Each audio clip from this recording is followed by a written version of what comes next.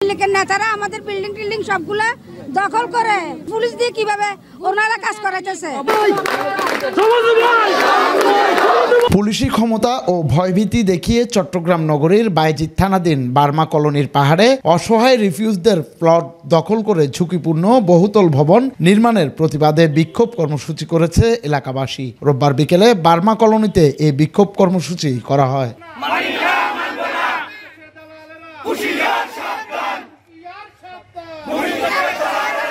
বিক্ষোভকারীরা জানান, আইনের তোয়াক্কা না করে রিফিউজিদের জায়গায় জোরপূর্বক বহুতল ভবন করার পাশাপাশি সেখানে স্থানীয় বাসিন্দাদের নানাভাবে হয়রানি করছে মোহাম্মদ ইউসুফ নামের এক ব্যক্তি। এতে এলাকাটি বাস অযোগ্য হয়ে উঠেছে। ঝুঁকিপূর্ণভাবে নির্মাণ কাজ করায় এলাকাটি মরণফাঁদে রূপ নিয়েছে। আতঙ্কে দিন পার করছে সাধারণ মানুষ। এগুলো তো আমাদের রিফিউজির জায়গা, এগুলো আমাদের রিফিউজির জায়গা। আমরা আমাদের জামাইরা রাস্তা রাস্তা ঘুরতেছে আমাদেরকে নিয়ে।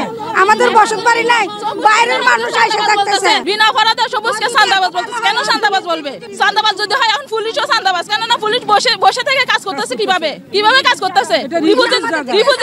রিফিউজি জায়গার মধ্যে পুলিশ এসে কিভাবে কাজ করবে? ভূমিদস্যুরা আসে এখানে বিল্ডিং করতেছে, বুঝছেন? ওরা আমরা রাস্তা দিয়ে চলাফেরা করলে ওরা কি করে আমাদের উপরে গায়ে পানি ফেলায়, ময়লা ফেলায়, তারপরে পাথর ফেলায়। আমরা যদি প্রতিবাদ করতে যাই আমাদেরকে এগুলো নিয়ে ওরা অনেক কিছু বলে, বুঝছেন, অত্যাচার করে। তারপর ওদের জন্য আমরা নিরহ মানুষেরা ঘরে থাকতে পারি না। মানে ওরা আমাদেরকে চাচ্ছে এখান থেকে উড়াই দেওয়ার জন্য, আমাদেরকে এখান থেকে রুটপাট করে উড়াই দেওয়ার জন্য চাচ্ছে। ওরা আমাদের বাড়িঘর দখল করতে চাচ্ছে, আমাদের এলাকা দখল করতে চাচ্ছে। এদিকে সরজমিনে গিয়ে দেখা যায় জেলা প্রশাসনের নিষেধাজ্ঞা থাকা সত্ত্বেও পুলিশি পাহারায় অনায়াসে ভবন নির্মাণের কাজ চলছে ভবনটিতে। যদিও কথা বলতে অভিযুক্ত ইউসুফকে পাওয়া যায়নি।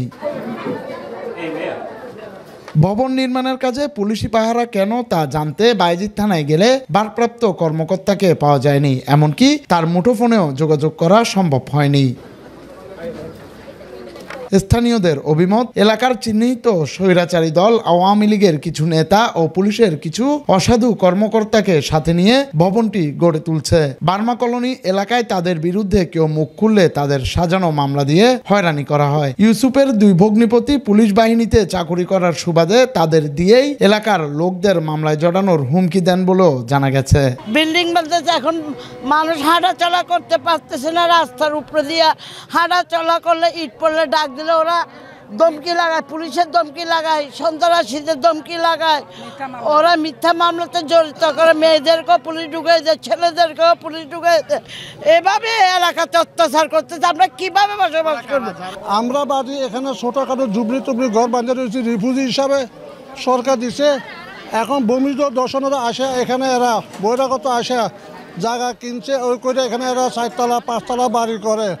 আমাদের উপরে সিমেন্টে পানি ফেলা, কঙ্কর ফেলা, আমরা আবাস করলে আমাদের নামে যাইয়া মিথ্যা থানাতে মামলা অভিযোগ করে।